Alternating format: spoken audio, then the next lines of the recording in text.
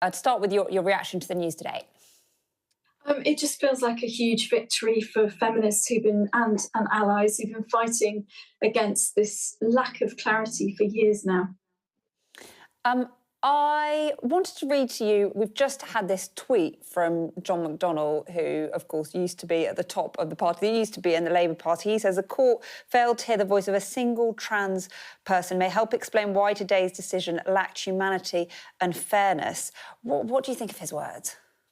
I think it's a real shame that those who've been in the Labour Party for ages fail to put women's rights at the centre of our political movement. I mean, women are 51% of the population. This ruling doesn't affect trans people in the slightest. It's about women's rights to single-sex spaces, women's rights not to be discriminated against. It literally doesn't change a single thing for trans rights. And that lack of understanding from a senior politician about the law is a little bit worrying, actually.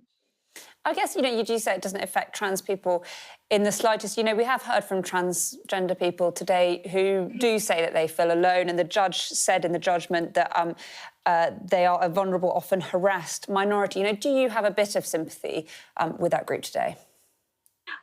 It's nothing to do with this ruling, but I've always had sympathy for them. They are protected in the Equality Act, as they always should have been, and trans rights are the same as every other human right, but women have come across the fact that our rights have clashed with men with a gender recognition certificate, and now people who just say that they are women and people who self-identify into women's groups will no longer be allowed to do so.